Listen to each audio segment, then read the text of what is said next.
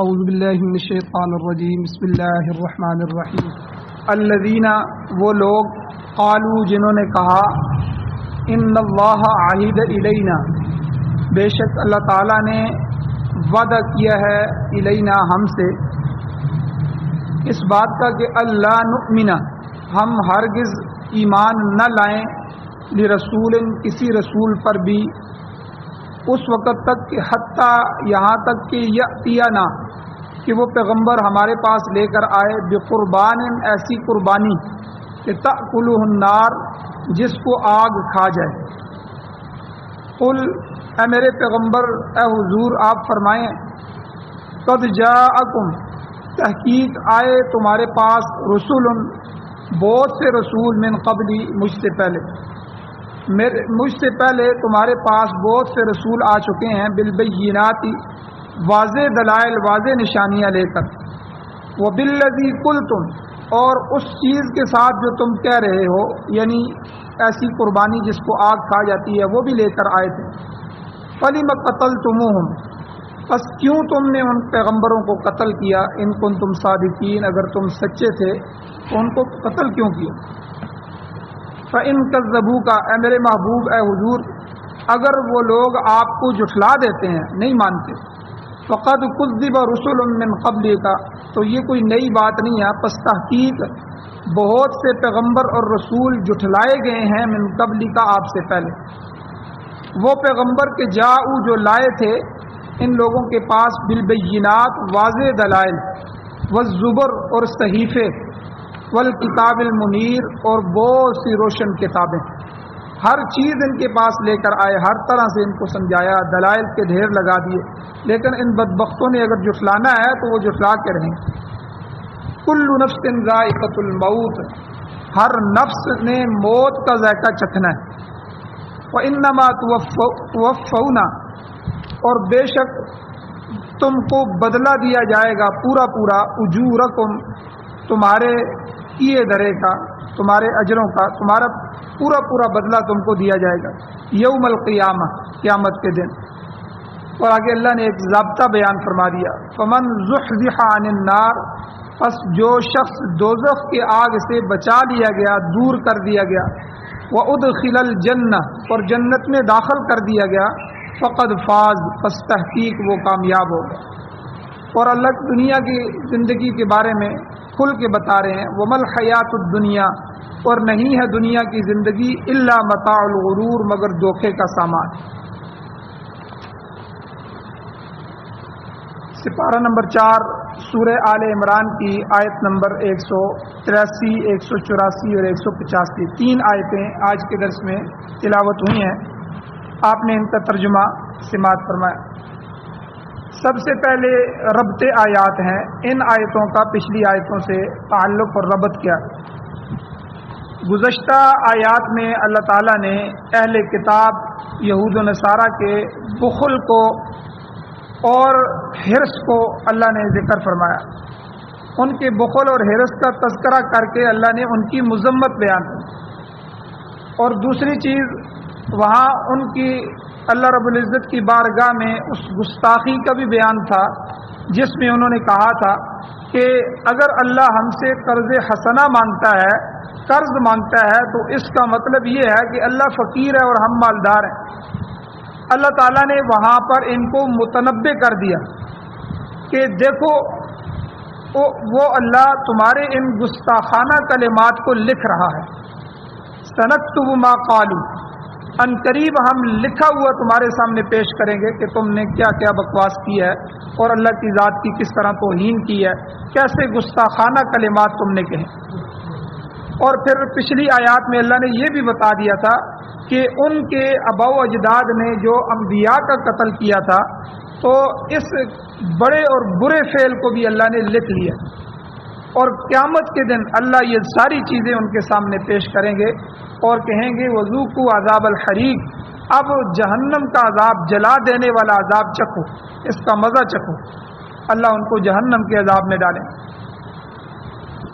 اور یہاں علماء نے ایک بات لکھی ہے کہ اصل میں قبولیت اسلام کے خلاف کہ اسلام ہمیں قبول نہ کرنا پڑ جائے اہل کتاب یہودیوں کی یہ ایک ہیلا سازی تھی، وگرنہ وہ اسلام کی سچی اور حقیقت پر مبنی جو دعوت تھی اس کو ٹھکرا نہیں سکتے تھے، کیونکہ حضور علیہ السلام نے کو حضرت ابوبکر صدیق رضی اللہ تعالیٰ عنہ کو دعوت دے کے بھیجی کہ یہ میرا خط، یہ میری دعوت آپ لے کر ان یہودیوں کے پاس جائیں، وہ تو اللہ کے نبی کی دعوت لے کے آئے تھے، مجھے اللہ کا نبی مان لو، میں آخری نبی آخر الزمان ہوں جس کا تم انتظار کر رہے تھے، میرا دین سچا دین ہے، اسی کو ضابطۂ حیات مانو۔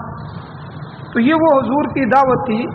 اب اس دعوت کے خلاف کرنے کے لیے اور اس کو قبول کرنے سے بچنے کے لیے انہوں نے یہ ہیلا کیا، اور انہیں حقیقت حال کا علم ہو چکا تھا کہ واقعی یہ اللہ کے نبی ہیں، اور پیچھے گزر چکا ہے کہ اللہ پاک نے خود قرآن مجید میں فرمایا کہ ان کو الذین آتیناہم الکتاب، جن کو اہل کتاب کہتے ہیں، جن کو کتاب ہم نے دی ہے، وہ یعرفونہ کما یعرفون ابناءہم، کہ حضور کو اس طرح پہچانتے تھے جس طرح اپنے بیٹوں کو پہچانتے، یعنی کوئی والد اپنے بیٹے کو پہچاننے میں غلطی نہیں کر سکتا، تو اسی طرح یہودی، چونکہ ان کی کتابوں میں حضور کی نشانیاں لکھی ہوئی تھیں، حضور کے بہت سارے صفات لکھی ہوئی تھیں، حضور کے اصلاح ہوئے دین کی صفات لکھی ہوئی تھی، اب وہ حضور کو پہچان گئے تھے کہ واقعی یہ سچے نبی ہیں، لیکن صرف ہٹ درمی، اناد، ضد اور بغض کی وجہ سے اسلام قبول کرنے پر تیار نہیں۔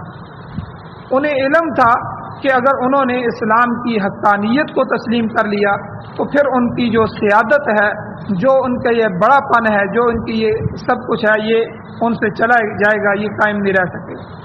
اور پھر دوسری چیز، جو حرام کا لقمہ وہ کھاتے تھے، حرام، اکل حرام مشمولہ، اس میں سود بھی تھا، سود سمیت سب کچھ جو کرتے تھے، جب پیغمبر پر ایمان لائیں گے تو یہ تو راستے بند ہو جائیں گے۔ تو اس لیے یہ دو وجہ تھی کہ جن کی وجہ سے قومیں پیغمبروں پر مسلمان جو ہے اسلام نہیں لائیں۔ ایک تو پیغمبر کی غلامی میں آنا پڑے گا، جی حضور کرنا ہوگا، اور جو وہ حکم دیں گے ان کو ماننا ہوگا، ان کے حکم کو مانے بغیر پھر گزارا نہیں۔ اور ہماری جو سرداری ہے، جو ہم قوم کے سردار ہیں، سب کچھ ہیں، یہ تو چلا جائے گا۔ اور دوسرا، ہم حلال حرام ہر طرح سے کما رہے ہیں، پیغمبر تو آگے جو ہے وہ صحیح رستہ بتائے گا، اگر ہم اس کے راستے پر چلے تو پھر یہ سارا کھاد پیت بند ہو جائے گی۔ تو اب آج کے درس میں اللہ تعالیٰ نے اہل کتاب کے اس ایک اور ہیلے کی طرف، بانے کی طرف اشارہ فرمایا ہے کہ جب حضور نے ان کو دعوت دی تو آگے سے حضور کو کہتے ہیں ہم تو صرف اسی صورت میں ایمان لائیں گے کہ جب اللہ کا رسول ہمارے پاس ایسی قربانی ایک لے کے آئے جسے آگ ہمارے سامنے کھا جائے، یعنی وہ قربانی لے کے آئے اور ہمارے سامنے رکھے، اور آسمان سے ایک آگ آئے اور وہ آگ ہم دیکھ رہے ہوں اپنی آنکھوں سے کہ وہ آگ اس کو کھا کے چلی جائے، تب ہم ایمان لائیں۔ یعنی اب ڈنگوسلہ دیکھیں، بہانہ دیکھیں، ہیلا دیکھیں۔ تو اس درس میں، آج کے درس میں اللہ تعالیٰ نے ان کے اس بیہودہ بہانے کو بھی ذکر کیا اور اس کا جواب بھی ذکر کیا۔ اور یہ بات کہ بہت سے لوگ اس لیے ایمان نہیں لائے کہ ہمیں جو ہے مال چھوڑنا پڑے گا اور حرام چھوڑنا پڑے گا۔ آج بھی بہت سے لوگ دین پر اس لیے عمل نہیں کرتے کہ اگر ہم اسلامی نظام کی بات کریں گے، اسلامی نظام آ گیا تو سب سے پہلے ہم پکڑے جائیں گے، ہمارا احتساب ہوگا، ہمارا حلال اور حرام الگ کیا جائے گا اور ہمیں سزائیں ہوں گی، ہمارے جو ہے عیاشی اور فحاشی اور شراب پر پابندیاں لگ جائیں گی، اور ہمارے کاروبار میں سے حلال اور حرام کو الگ کیا جائے گا۔ یعنی ہمارے آج کے دور میں بھی آپ دیکھیں تو پہلے ادوار میں بھی اسی طرح تھا، اور پیچھے گزر چکا ہے۔ یہ جو نجران کا وفد حضور کے پاس تشریف لایا تھا کہ جو عیسائی 60 کے قریب عیسائی آئے تھے، ان میں ان کے بڑے بڑے پادری، بڑے بڑے سردار اور بڑے بڑے لوگ آئے تھے کہ ہم عیسائیت پر حضور سے مناظرہ کریں گے، آج ہم جو ہے الگ الگ بات کر کے جائیں گے۔ تو اس میں نجران کے وفد کے اندر جو بڑا پادری تھا، اس کے پادری کو جو ہے اس کے بھائی نے پوچھا کہ آپ حضور کو سچا مانتے ہیں تو آپ ان پر ایمان کیوں نہیں لے آتے؟ تو اس نے کہا کہ دیکھو، ہمیں عیسائیوں نے سب کچھ دے رکھا ہے، ایک بڑا گرجا بنا کے دیا ہے، اور ہمیں ہماری ضرورت کا خیال رکھتے ہیں، اور کھانا پینا خوراک ہر چیز ہمیں مہیا کرتے ہیں، اور اس کے علاوہ دولت ہمیں دی ہوئی ہے۔ اگر ہم حضور پر ایمان لے آتے ہیں تو یہ تو سارا کچھ عیسائی ہم سے لے لیں گے، یہ سب کچھ ہم سے چلا جائے گا. تو یعنی خود وہ اپنے بھائی سے یہ تذکرہ کرتا. اور اسی طرح حضور علیہ السلام کے زمانے میں ابو جال کا یہ واقعہ تاریخ کے اندر حدیث کے اندر آتا ہے کہ 3 بڑے کافر ابو جال، ابو سفیان اور اخنس بن شریح، یہ 3 بڑے مشرکین مکہ کے کافر تھے، بڑے بڑے سردار تھے. اب قرآن مجید کی حقانیت کو سمجھتے تھے. حضور جب قرآن پڑھتے تھے تو ان کا دل کرتا تھا کہ ہم قرآن سنیں. تو ایک دفعہ عجیب واقعہ ہوا کہ ایک رات کو یہ حضور کا قرآن سننے کے لیے الگ الگ راستوں سے ایک دوسرے کو بتائے بغیر چلے گئے. اور جب چھپ کے الگ الگ جگہوں میں چھپ کے انہوں نے ساری رات حضور کا قرآن سنا. اور جب واپس ہونے لگے تو راستے میں اکٹھے ہو گئے. تو قسم دے کے ایک دوسرے کو پوچھا کہ بتاؤ تم کہاں گئے تھے؟ تو سب نے کہا کہ واقعی ہم تو قرآن سننے کے لیے گئے تھے، حضور کا قرآن سن رہے تھے. اور انہوں نے پھر آپس میں کہا کہ دیکھو، اگر قوم کو پتہ چل گیا کہ یہ ہمارے سردار چھپ چھپ کے رات کو قرآن سنتے ہیں اور قرآن کو حق سمجھتے ہیں تو جو ہے قوم گمراہ ہو جائے گی، وہ تو ان کے دیوانے ہو جائیں گے. اس لیے آج کے بعد یہ کام نہیں کرنا. انہوں نے وعدہ کر لیا. اور دوسرے دن پھر ان سے رہا نہیں گیا، پھر اسی طرح چھپ کے گئے اور قرآن سنا. پھر راستے میں ملے، پھر آپس میں کہا کہ بھئی اس طرح اب نہیں کرنا. تیسرے دن جو ہے پھر وہ جو ہے اسی طرح ہوا کہ چھپ کر جو ہے اللہ کے نبی جب قرآن پڑھتے تھے رات کو تو وہ چھپ کر قرآن سنتے. اور جب پھر تیسرے دن جمع ہوئے، اب انہوں نے قسمیں اٹھائیں اور حلف لیا ایک دوسرے سے اور وعدہ کیا کہ اب کے بعد جو ہے ہم قرآن نہیں سنیں گے، کیونکہ اگر ہماری اس عمل کا پتہ ہماری قوم کو لگ گیا تو ہماری قوم ساری ان کے غلام بن جائے گی. آج تک جو ہم نے ان کو دھوکے میں رکھا ہوا ہے وہ دھوکہ سامنے آ جائے. اب انہوں نے آپس میں وعدہ کر لیا. لیکن اخنس بن شریح تھا یہ جو کافر، اس کے دل میں ایک بات کھٹک رہی تھی. اب دن کے وقت یہ سب سے پہلے ابو سفیان کے پاس گئے. اس وقت تک یہ مسلمان نہیں ہوئے تھے. ان کے پاس آیا اور ان کو کہا کہ سچ بتاؤ کہ قرآن مجید کے بارے میں تمہاری رائے کیا ہے؟ تو اس نے کہا کہ میں تمہیں سچ پوچھتے ہو تو سچ بتاتا ہوں، یہ عجیب کلام ہے. ہم نے بڑے شعر و شاعری سنی ہے، بڑے بڑے شعراء کے کلام سنے ہیں، اور ہم خود جو ہے فصیح اور بلیغ شعر و شاعری کرنے والے ہیں. اللہ نے ہمیں بڑی صفات دی ہوئی ہیں، لیکن یاد رکھو کہ یہ عجیب کلام ہے. جب ہم اس کو سنتے ہیں تو اس کے اثرات شروع ہو جاتے ہیں. تو میں اس کو سچی کتاب مانتا ہوں. تو اخنس بن شریح نے کہا کہ میری بھی حالت یہی ہے کہ میں بھی اس کو سچی کتاب مانتا ہوں. آؤ ابو جہل کے پاس چلیں. تو یہ دونوں بھی ابو جہل کے پاس چلے گئے اور اسے بھی جا کر اسی طرح پوچھا. انہوں نے کہا کہ چلو ہم قرآن نہیں سنتے، قرآن سے رک گئے ہیں، لیکن ایک بات تو بتاؤ کہ تمہارا قرآن مجید کے بارے میں کیا خیال ہے، حضور کے بارے میں کیا خیال ہے. تو اب ذرا ابو جہل کے وہ الفاظ سنیں جو حدیث میں موجود ہیں کہ اس نے کہا کہ دیکھو ان کے بنو عبد مناف جو ان کا خاندان ہے حضور کا، اور ہمارا جو خاندان ہے، شروع سے ہماری آپس میں ضد چلی آ رہی ہے. اور انہوں نے کچھ یتیم اپنے حصے میں لیے تو ہم نے بھی یتیم حصے میں لیے. انہوں نے بیواؤں کی خدمت کی، ہم نے بھی بیواؤں کی خدمت کی. انہوں نے مسافروں کے لیے خدمت کی، ہم نے بھی مسافروں کی خدمت کی. انہوں نے حاجیوں کو حج کے زمانے میں ان کو ستو پلائے اور ان کو کھانے کھلائے. ہم بھی اس میدان میں آگے آئے. تو ہمارا خاندان اور ان کا خاندان ہمیشہ برابر رہا ہے. ہر خدمت میں، ہر معاملے میں ہم نے ان کو آگے نہیں بڑھنے دیا. اب اچانک یہ کہتے ہیں کہ ہمارے درمیان ایک نبی آ گیا ہے اور اس پر عجیب و غریب کلام نازل ہوتا ہے. اب بتاؤ ہم اپنے خاندان میں نبی کس کو بنائیں؟ اس میں ہم کیسے مقابلہ کریں؟ اور پھر ابو جہل نے قسم اٹھا کے کہا کہ یہ صرف اور صرف ہماری خاندانی ضد ہے، اور ہم جو ہے لات اور حبل کی قسم ہے کہ ہم کبھی بھی ان کو نہیں چھوڑیں گے، ہمیشہ ان کی مخالفت کرتے رہیں گے، چاہے ہمیں ان کے ساتھ جنگ کیوں نہ کرنی. تو آپ اندازہ لگائیں یہ وہ ضد اور تعصب اور عناد تھا جس کی وجہ سے یہ لوگ مسلمان نہیں ہو رہے تھے. اور پھر ان کو پتہ تھا کہ جب ہم ان پر ایمان لائیں گے تو ہمیں ان کا غلام بننا پڑے گا، ان کی بات ماننی ہوگی، اور ان کے سامنے جو ہے اگر ہم بات نہیں مانیں گے ہم تو منافق کہلائیں گے. تو اس لیے جو ہے یہ مسلمان نہیں ہو. تو علماء نے لکھا یہ جو سرمایہ داری ہے مالداری. تو سرمایہ دار ہمیشہ جو ہے قبول حق میں یہ مانے رہی ہے، رکاوٹ رہی ہے سرمایہ داری. سابقہ انبیاء کے دور کے واقعات بھی آپ دیکھیں، ان میں بھی یہی چیز تھی. بڑے بڑے جو زرپرست تھے، دولت کے پجاری تھے، انہوں نے ہر جائز اور ناجائز طریقے سے دولت اکٹھی کر رکھی تھی. مال اکٹھا کرنا، پھر اسے جائز کے بجائے ناجائز امور پر خرچ کرنا ان کی فطرت ثانیہ بن چکی تھی، ان کی عادت بن چکی تھی. اللہ کے نبی جب بھی ان قوموں میں آئے، انہوں نے حرام کے راستوں سے دولت کمانے سے منع کیا. دیکھو یہ دولت، یہ پیسہ تمہارے لیے کمانا منع نہیں ہے، کماؤ لیکن حرام طریقے سے نہ کماؤ. پھر جب کما لو تو اسے غلط راستے پہ خرچ نہ کرو. انہیں عیاشی اور فحاشی اور شراب نوشی اور دولت کو جو ہے اس طرح خرچ نہ کرو. ان راستوں سے روکتے تھے. اور حرام راستوں سے کمانے اور حرام راستوں میں خرچ کرنا، یہ وہ سوال ہیں جو آپ سنتے رہتے ہیں کہ سب سے پہلے قیامت والے دن یہ 4 سوال ہوں گے. ان میں سے ایک سوال یہ بھی ہوگا، مال کہاں سے کمایا اور کہاں خرچ کیا. یہ بڑا اہم سوال ہے جو اللہ تعالیٰ جو ہے کریں گے. تو پیغمبر جب قوموں میں آتے رہے تو انہوں نے قوموں کو یہی کہا کہ مالوں کو دیکھو، مال کہاں سے کما رہے ہو، پھر کما صحیح رہے ہو تو اس کو خرچ کہاں کر رہے.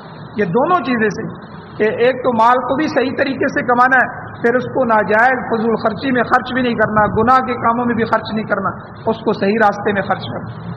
اور پھر اسی طرح پیغمبر عدل و انصاف کا حکم دیتے تھے. یاد رکھیں، جب دولت آتی ہے، عہدہ آتا ہے، جب بڑا پن آتا ہے تو انسان کے اندر تکبر بھی آ جاتا ہے. اور جب تکبر آتا ہے تو انسان پھر عدل و انصاف پر قائم نہیں رہتا. آج بھی آپ سندھ کے اندر دیکھیں، بلوچستان کے اندر دیکھیں، بڑے بڑے جو ان کے وہ اپنے مزاروں کو کاٹ کے رکھ دیتے ہیں. غریب لوگوں کو جب آتے ہیں کہ اتنی ویڈیو سامنے آتی ہیں کہ وہ غریب لوگوں کے پورے گھرانوں کو گولیاں مار دیتے ہیں. تو یعنی سرداری کے اندر پھر عدل و انصاف کے ساتھ قائم رہنا یہ بھی بہت مشکل ہوتا ہے. تو اس لیے جتنے بھی پیغمبر آئے وہ عدل و انصاف کا کہتے ہیں. لوگوں عدل کرو، انصاف کرو. اللہ تعالیٰ کی ذات تمہیں دیکھ رہی ہے اور تمہاری ہر بات کو نوٹ کیا جا رہا ہے، تمہارا ہر عمل اللہ کے ہاں لکھا جا رہا ہے. اب یہ وہ چیزیں تھی کہ سرمایہ دار لوگوں کی جو ذہنیت ہے وہ اس کو قبول کرنے کے لیے کبھی بھی تیار نہیں. تو اس لیے لوگ انبیاء کے گرد جمع نہیں ہوتے، بلکہ الٹا ان کی مخالفت پر کمر بستہ ہو جاتے تھے. سورہ ہود کے اندر کھل کے آتا ہے، حضرت شعیب علیہ السلام کی وہ تقریر موجود ہے جو انہوں نے اپنی قوم میں کی. انہوں نے قوم کو فرمایا، اے میری قوم، عبد اللہ، اللہ کی عبادت کرو. ایک یعنی یہ جو تم نے بت بنا رکھے ہیں، سب سے پہلا جو ڈنڈا نبی مارتا ہے ان کے عقیدے پر مارتا ہے. یہ کیا عقائد بنا رکھے ہیں، یہ کیا تم نے جو ہے جگہ جگہ در در پہ جو ہے تم نے ہر اپنا خدا سجا رکھے ہیں. کبھی کسی پتھر کے سامنے سجدہ کر رہے ہو، کبھی کسی جو ہے بت کے سامنے سجدہ کر رہے ہو. جو چیز ملتی ہے اسی کو خدا بنا لیتے ہو اور اس کے سامنے جھکنا شروع ہو جاتے ہو. سب سے پہلے عبادت اللہ کی کرو، خالص اللہ کی عبادت کرو، اس کی عبادت میں کسی کو شریک نہ ٹھہراؤ. پھر دوسرے نمبر پر اس کے سوا کوئی الہ نہیں ہے. اگر تمہیں حاجت روائی چاہیے، کوئی مشکل کشائی چاہیے تو اللہ کو حاجت روا مانو، اللہ کو مشکل کشا مانو، اسی کے در پہ آ جاؤ. اور تیسرا جو اہم پہلو تھا، اہم نقطہ تھا حضرت شعیب علیہ السلام کی تقریر کا، وہ یہ تھا کہ جس میں ان کی قوم مبتلا تھی کہ ناپ تول میں کمی نہ کرو. حضرت شعیب علیہ السلام کی قوم کا جو سب سے بڑا گناہ تھا، جس کی وجہ سے وہ پکڑے گئے، جس کی وجہ سے وہ ان عذاب میں آئے، جس کی وجہ سے اس قوم کو تباہ و برباد کیا گیا، کہ وہ ناپ تول میں ڈنڈی مارتے تھے. لینے کے باٹ انہوں نے اور رکھے ہوئے تھے، دینے کے باٹ انہوں نے اور رکھے ہوئے تھے. اب جس طرح ہمارے زمانے میں دیکھیں سیر اور کلو میں فرق ہے، 150 گرام 200 گرام کا یا کچھ 150 گرام تقریباً فرق ہے، کلو اور پرانا سیر جو ہے. اب سیر کا وٹا اور ہوتا ہے، ٹھیک ہے، سیر کا پتھر اور ہوتا ہے، کلو کا پتھر اور ہوتا ہے. اسی طرح کلو میٹر پہ اور میل میں فرق ہے. پرانا میل تھا اور انگریزی کلو میٹر ہوتا ہے، آج کل کلو میٹر چلتے ہیں، پہلے میل چلتا تھا. تو اسی طرح ناپ کے پیمانے ہیں، ناپ کے پیمانوں میں جو میٹر ہوتا ہے وہ بڑا ہوتا ہے اور جو گز ہوتا ہے وہ چھوٹا ہوتا ہے. اس میں بھی 4 انچی 3 انچی 3.5 4 انچی کا فرق ہوتا ہے. تو اب ایک آدمی کسی سے کپڑا لے تو لیتے ہوئے وہ گزوں جو ہے میٹروں سے لے، اور جب بیچنا شروع کرے تو گزوں میں بیچنا شروع کر دے. اور اسی طرح جو ہے یہ ساری جو ہے لینے کے باٹ ان کے اور ہوتے تھے, دینے کے باٹ اور ہوتے تھے, پھر اس میں بھی ناپ تول میں کمی کرتے تھے. یہ بہت بڑا جرم تھا جو ان کے معاشرے میں تھا. اور کوئی آدمی کرے تو کوئی بات نہیں تھی, چلو کچھ آدمی گناہگار ہوتے ہیں, پوری قوم ہی اس گناہ میں مبتلا تھی. تو اللہ تعالیٰ نے حضرت شعیب علیہ السلام کے اس بیان کو, اس تقریر کو ذکر فرمایا, جس میں ایک حکم ان کو دیا کہ دیکھو ناپ تول میں ڈنڈی نہ مارو, ناپ تول میں کمی نہ کرو, اور ایک حکم یہ دیا کہ کسی کا حق نہ کھاؤ, لوگوں کسی کا حق نہ کھاؤ, اور زمین میں فساد نہ پھیلاؤ. اور آگے شعیب علیہ السلام نے کہا کہ بقیت اللہ خیر لکم ان کنتم مؤمنین, لوگوں اس مال کا حق ادا کرنے کے بعد جو تمہارے پاس بچ جائے گا یہ تمہارے لیے بہتر ہے اگر تم ایمان والے ہو. یعنی مال و دولت کے حریص نہ بن جاؤ, زر پرست نہ بن جاؤ, جو ہے دولت کے پجاری نہ بنو. تم اللہ کے راستے میں خرچ کرو, اس کے حقوق ادا کرو. اس کے بعد جو تمہارے پاس مال بچے گا تم اس کا عقیدہ بناؤ کہ وہی تمہارے لیے بہتر ہے, اسی میں تمہارے لیے خیر. اور اگر تم نے حقداروں کے حق ادا نہ کیے تو وہ چیز تمہارے لیے بہتر نہیں ہوگی. یہ وہ واز تھا کہ جس پر قوم سخت جو ہے پریشان ہوگی. اور قرآن مجید کہتا ہے کہ وہ قوم کہنے لگی یا شعیب, اے شعیب, اصلاتک تأمرک, کیا تمہاری نماز تمہیں یہ کہتی ہے ہمیں آگے اس طرح کہا کرو کہ ان نترک ما یعبد آباؤنا, پہلے تو تم ہمیں آگے کہتے ہو کہ اباء و اجداد کے معبودوں کو چھوڑ دو, ہمارے باپ دادا جن کی پوجا کرتے آ رہے ہیں شروع سے وہ ان کے خدا تھے, پھر آگے ان کی نسلوں کے خدا تھے, پھر اگلی نسلوں کے خدا تھے, پھر ہمارے خدا ہیں. تمہاری نماز تمہیں یہ کہتی ہے کہ تم ہمیں یہ کہو, اور ہم سے آ کر ہمارے اباء و اجداد کے معبودوں کو چھڑا رہے. او ان نفعل فی اموالنا ما نشاء, یا ہم اپنے مالوں میں جس طرح چاہیں تصرف کریں, تم ہمیں اس کام سے بھی روکنا چاہتے ہو, ہم جیسے کما رہے ہیں ہمیں کمانے دو.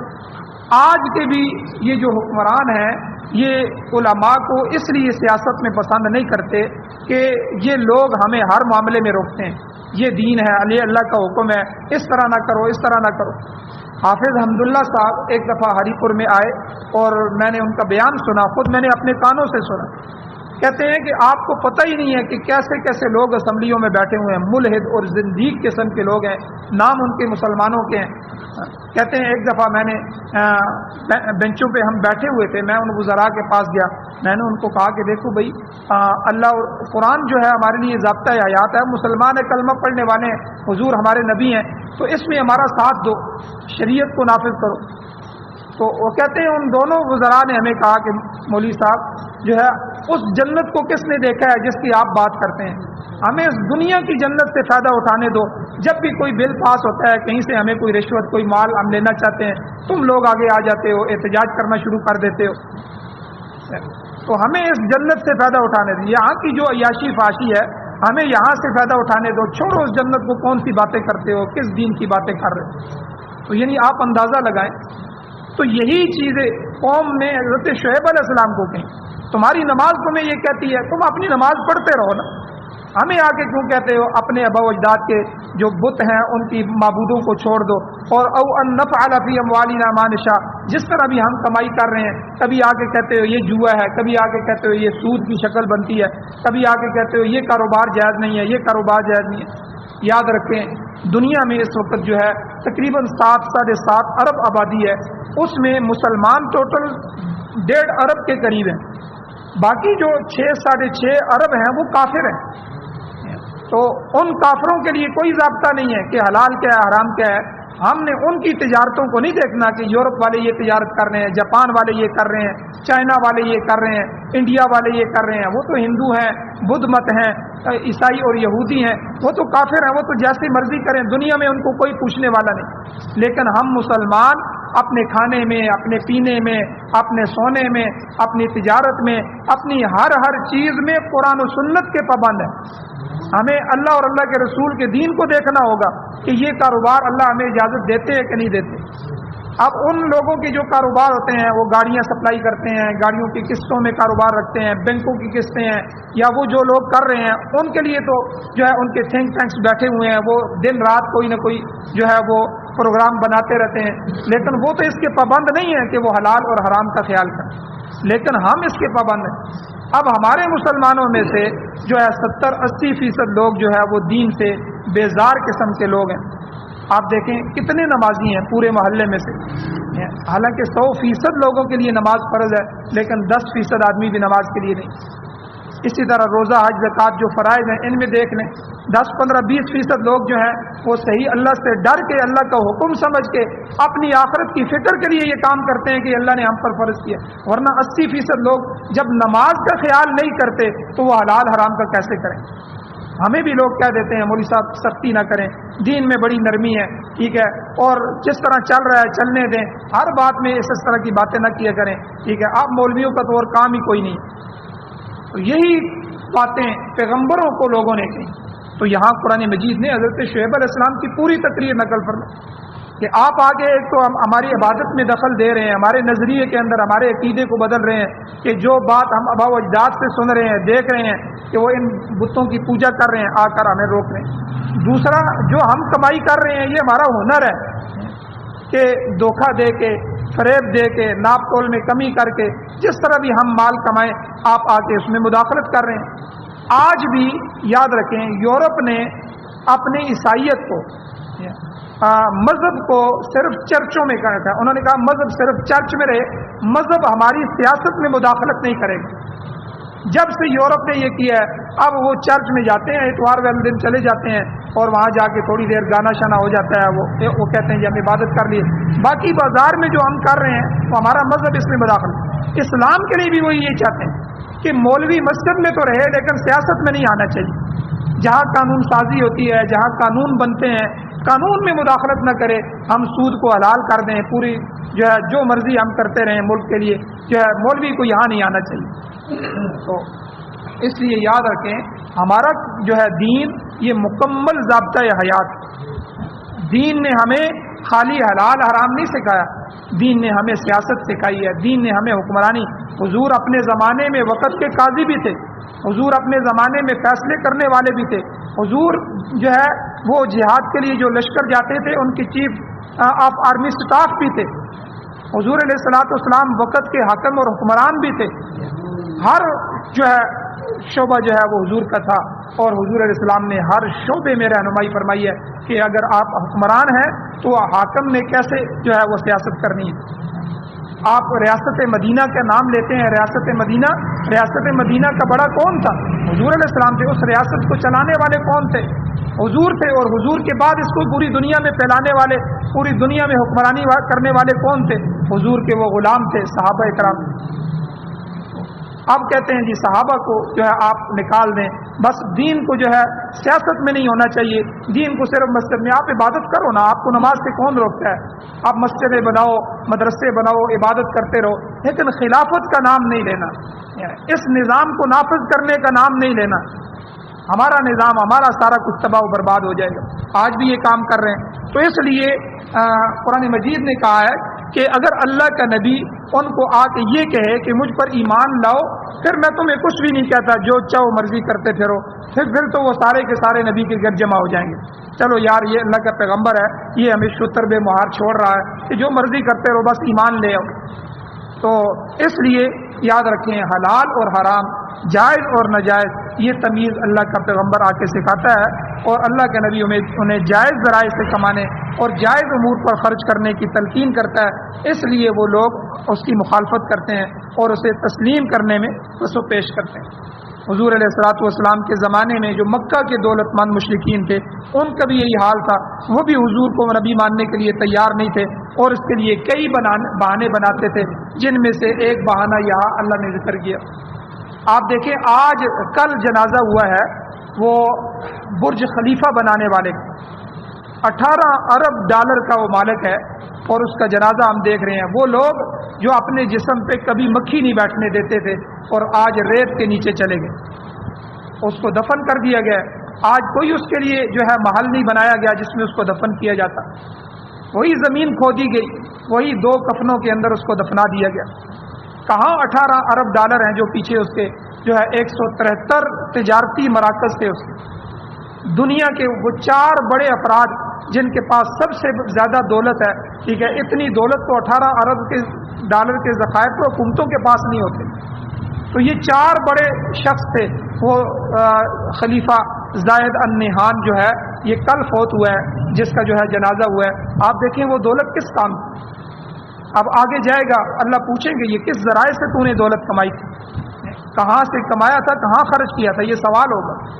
تو اس لیے میرے بھائیو، تو یہاں دین پر عمل کرنے کے لیے وسعت قلبی کے ساتھ اپنی آخرت کی فکر میں اللہ کی رضا کے لیے بندہ یہ طے کر لے کہ میں نے ہر معاملے میں اللہ اور اس کے رسول کی بات کو ماننا ہے، اس کے مطابق اپنی زندگی گزارنی ہے۔ اور یہ دھوکے میں آخر میں اللہ کیا فرما رہے ہیں، وَمَا الْحَيَاةُ الدُّنْيَا إِلَّا مَتَاعُ الْغُرُورِ، لوگوں یاد رکھو دنیا کی زندگی صرف دھوکے کا سامان۔